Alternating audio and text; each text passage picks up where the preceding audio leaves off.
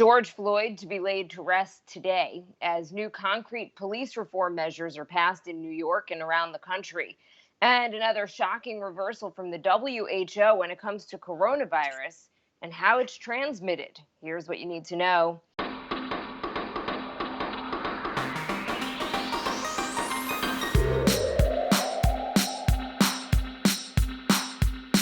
Good morning. This is Cheddar's Need2Know podcast. For Tuesday, June 9th, I'm Jill Wagner with Carlo Versano. Hey, Carlo. Good morning. How you doing today, Jill? I am good. You're back in Brooklyn, day 2 of phase 1 of the reopening. How did it go yesterday? I barely left my apartment yesterday, but I went outside to read for a little bit, so it's hard to tell. But from everything I hear, so far, so good.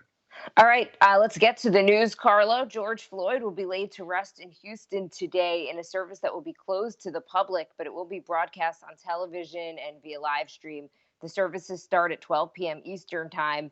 Meanwhile, a judge has set bail for police officer Derek Chauvin at $1 million with conditions. Also, House Democrats took a knee for Floyd before they introduced a sweeping police reform bill. It's called the Justice in Policing Act 2020. This bill would make it easier to prosecute police officers for misconduct in civil court, and also some other measures to increase transparency and accountability at police departments. Did you see that picture of Pelosi and Schumer and all the Democrats kneeling in Congress yesterday? Yeah. I don't know. I thought they looked kind of ridiculous myself, but their heart's in the right place, I guess. New York lawmakers also, Jill, just passed an anti-chokehold bill that Governor Cuomo says that he's going to sign. That's one of the bigger concrete measures that we've seen yet. France also, for what it's worth, also passed an anti-chokehold law today. Washington State's working on one. I think this is going to be one of the smaller but like real concrete things that comes out of this, banning the use of chokeholds by police. But the other thing in this New York bill that's interesting is it looks like they're going to repeal the statute that lets police departments in the state hide the disciplinary records of officers, which has become a real point of contention, at least during the protests here in New York. Meanwhile, Carlo, the coronavirus pandemic is getting worse, and that is the word from the World Health Organization, which said that cases worldwide are now at 7 million, with particularly worrisome trends in South Asia and Latin America. Also, it is spreading here in the United States. Right now, Arizona, one of the places that there's a lot of concern about running out of hospital beds. Okay, and listen to this. The WHO also now saying that asymptomatic spread, thought to be one of the major ways that the virus exploded in its early days and continues to spread, now appears to be, quote, very rare. What? Seriously, that was exactly my feeling when I heard that. Like, the idea from the beginning that we were told was that asymptomatic spread was one of the things that made this so dangerous, right? Because there were people out there, especially in February and March, who had it and didn't know they had it. So they were just like coughing up a storm and sneezing all over people, right? I try and give the benefit of the doubt to these public health organizations like the CDC and the WHO, because obviously, like, they're extremely overwhelmed dealing with this. I get that. But, they have so mismanaged the messaging on this disease that it's really hard to know what to believe anymore. And just, the back and forth on some of these issues that really should be settled by now, wearing masks, surfaces, asymptomatic spread. It's just, I don't know what to make of it. Look, first they said here in the US, don't worry, you don't need a face mask, leave that to the health professionals. Now they're saying everyone needs a face mask. First, they said it's spread on surfaces. Then they said, to your point, nope, that's very rare. And now this thing with the asymptomatic people, that they're not really spreading it. So Andy Slavitt, who's the former head of the health department under President Obama, he was tweeting about this. I was just perplexed. So I was looking into it last night. So he thinks that this was really irresponsible from the WHO to say this. It's based, this new guideline, I guess, is based on tracing programs around the world So they find people who are sick and figure out where they got it from. That's kind of what these tracing departments do. And so they say that most people who are sick can pinpoint getting sick to somebody else who was also sick. So that's where they came to the conclusion that most people aren't getting it from asymptomatic people. But Right. Slavitt points out there's a lot of problems here. So there's a big difference between asymptomatic and mild symptoms, right? So Yeah. how is everyone classifying this? He also says there are 4 studies which show asymptomatic spread. He says people are not reliable reporters of whether they have symptoms, right? So maybe Hmm. you have a fever, you don't know it, or you have a sore throat and you don't remember. Even by their own admission, they cannot be sure. Um, I find this to be incredible because this is something that we were talking about as one of the reasons that this disease was spreading so quickly is because people are spreading it and they don't know that they have it. Yeah, I mean, I think you got to just take what the WHO says with a grain of salt at this point, just in terms of like they're just very bad at like nuance, right? I think, I mean, what this guy Slavitt says seems to make sense to me, and that's sort of that's what my gut probably tells you, that this is, this was a little bit wrong for them to have said this, but I don't know. Okay, there's also this new study out of UC Berkeley that estimates that the lockdown and other emergency measures prevented 60 million new infections in the United States. And this is super interesting, Carlo. Last week you were saying, when this is all said and done, are we going to look back and think that maybe we overreacted? Hmm. I guess this would suggest otherwise. Yeah, it would. That's a big number, and this is a good. I mean, this is a legit study. Also, back to what you were saying before, Jill. You know, Texas reported its highest number of hospitalizations yesterday, and you mentioned Arizona. They just activated their emergency plans. The state of Arizona, its former health director, saying they may actually need a new stay-at-home order, given how quickly new infections are ticking up. So, one of the things that you and I have been talking about forever now is how regional this thing feels. Like right now, it really feels like sort of like this new day here in New York. But it's not the case in other parts of the country, and we just got to make that very clear. And then, of course, on a worldwide scale, we're in, what, third inning, maybe? I don't know. Right. I mean, we've just looked. I mean, we've really shifted focus to the Black Lives Matter protest, and hopefully, like as we were saying, there's some real change coming, and that's hugely, hugely important. But we have to be able to, I guess, like walk and chew gum, not to, at the same time, Yeah, yeah, not yeah, yeah, to kind of downplay it, but like we have to be able to, the media even say yeah, and remind people, okay, look, protests are going on, but at the same time, this public health emergency is still going on. The worst thing would be for there to be an uptick in cases right now, and for economies to have to shut down, and for look, the African American community hardest hit by the pandemic. So we just need to yeah, really remember that this is still going on. Coronavirus is very yeah. real and it's still a thing. The Um, media has a very hard job as a totality, like doing what you just said, like sort of walking and chewing gum at the same time. It's like there's always, when a new story comes into the forefront, it sort of like makes other stories feel less important. It's very difficult thing to do what we're doing right now in terms of like keeping these sort of twin crises, in the foreground. You know what I mean? And coronavirus, from just in a TV perspective, has always been hard to cover because you need visuals. As anyone who's worked in Yeah. TV knows, part of the problem is you need a visual. Right. And what have we been resorting to? That weird diorama of like a virus. I mean, that's kind of the With the the only image that we yeah, have. Cameras are yeah, not allowed pictures in of hospitals. ambulances. Right. Yeah, I mean, so it hasn't been, it's not an easy story to cover, but again, to your point, New York doing great right now, opening back up. Cases are right at really low levels, but other parts of this country not so much. Yeah. On to a little politics. Joe Biden now has the amount of delegates needed to officially clinch the Democratic nomination. He is up 14 points against President Trump in the latest CNN poll. So the question naturally is, who is going to be his vice president pick? Two long shots have reportedly floated to the top of his list amid these wide-scale protests we're seeing. Keisha Lance Bottoms, who's the mayor of Atlanta, and Congresswoman Val Demmings of Florida, who is the former police chief of Orlando. There's nothing better than a good Veep stakes where we can just sort of like prognosticate on who we think the candidate will pick, and then they all obviously always pick somebody you didn't expect. I guess not always, but we've definitely seen that in the past. Sarah Palin, for instance, right? But Demmings and Bottoms, the two women that you mentioned, they're both Black. They've both been very exemplary leaders, I think, just in the last couple of weeks. I was thinking about this last night because I was thinking that Kamala Harris, her chances are sort of dwindling because because she was a former prosecutor. Yeah.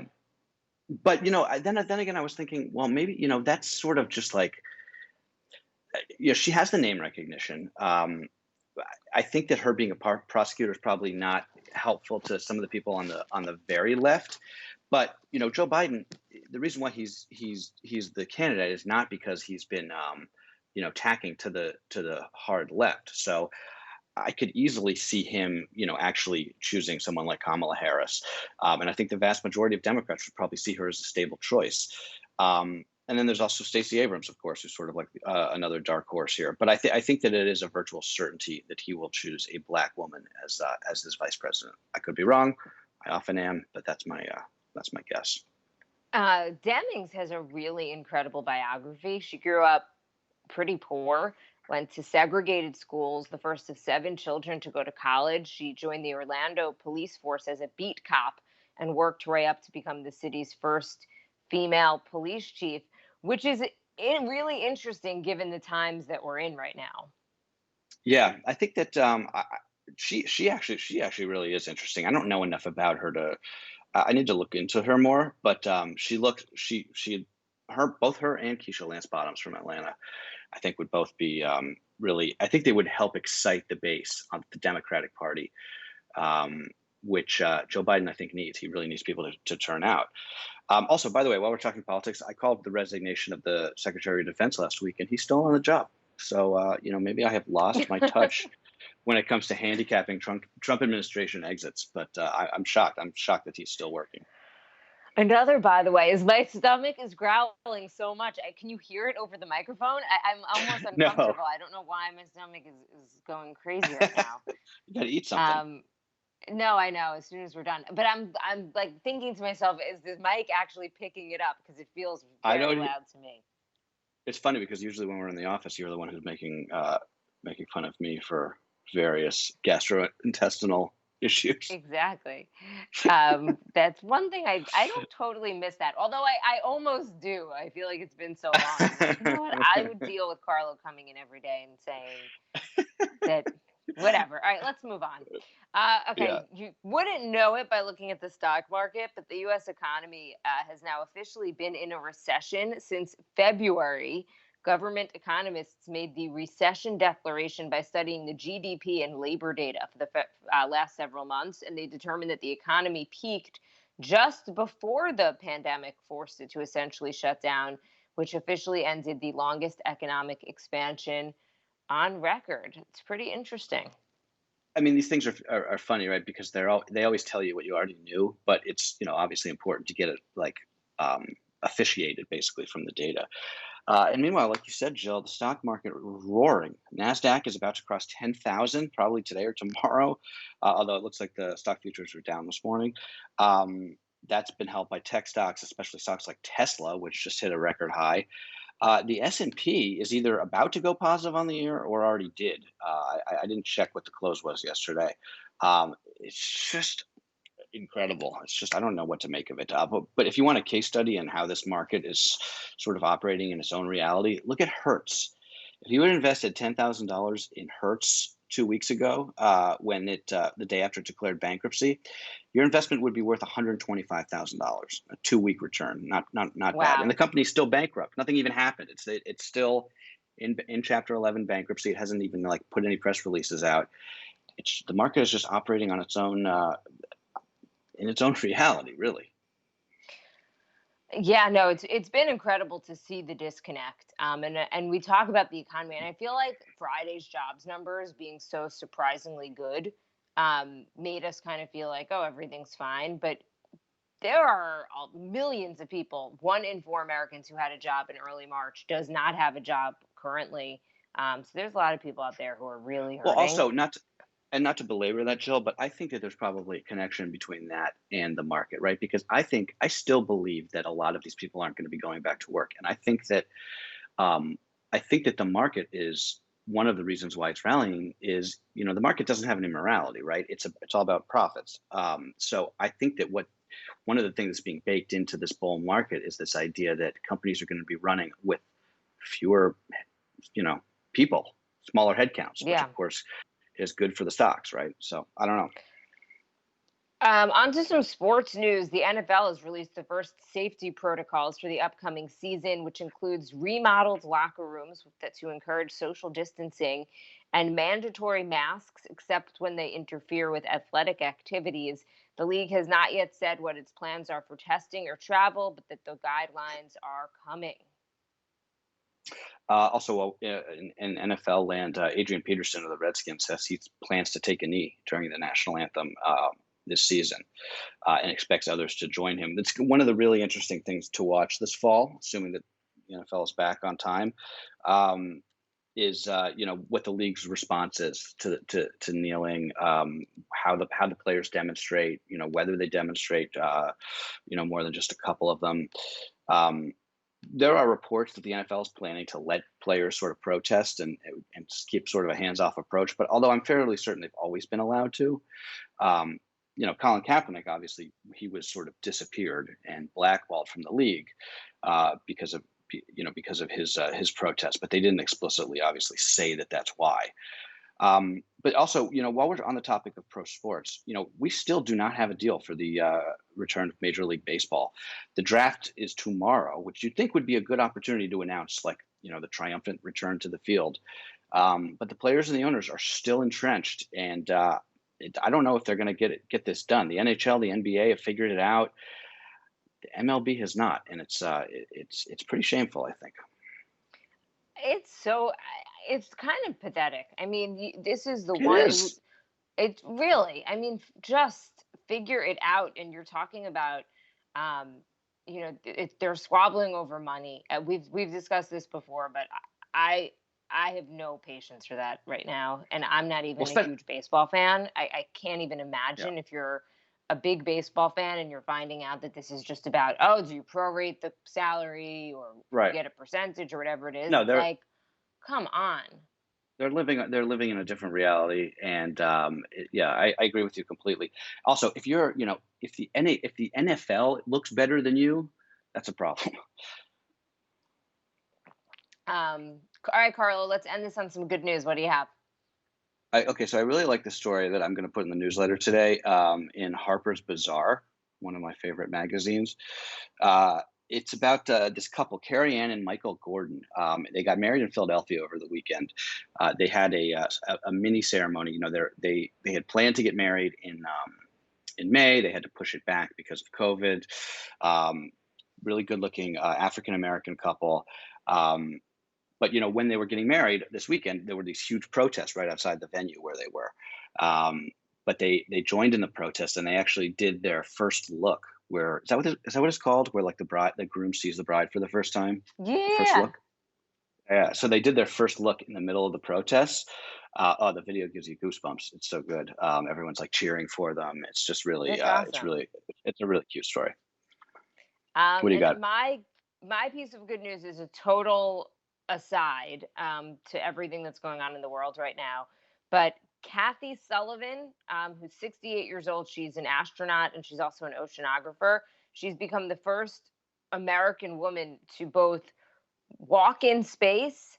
Um, so she was the first American woman to walk in space, and she's also the first woman to reach the deepest known spot in the ocean. She she basically went. She took a trip on the Challenger Deep, um, and It's part. Yeah, I she know what you're talking about. it's incredible. It's So part of the just a Mariana huge Trench. It's like Yeah, Sorry exactly. to So, interrupt you. Yeah. this was a first. Like there's some people out there who just make you feel um, like you just have achieved nothing in your life, and like you're a huge underachiever. And she might be one of them. But I kudos to her. That is awesome. And just the stories that she probably has. Like she's someone I want to sit next to at a dinner table, Yeah. at Right. a dinner party, and chat with her So what do about you what do? she's seen and the perspective that she has on this planet. Well, and not again, I hate to belabor this, but one of the things that astronauts always say is, when you go into space, you come back with this like different uh, feeling about the world, right? Because when you're up there, you have this like really intense reaction to the sense that like we're all just sort of like living on this blue marble, right? There's no borders. Everything that feels really important in your life when you're down here feels completely meaningless when you're up in space. I've always thought that was such an interesting feeling, but they all say that, right? And I'm sure this woman the same way. I'd imagine that you feel like this sense of, we're all in it together. Yeah, To your exactly. point, and it would be pretty incredible to chat with her. Okay, so that's a wrap on today's podcast. That's what you need to know for Tuesday, June 9th. Have a good day, everyone.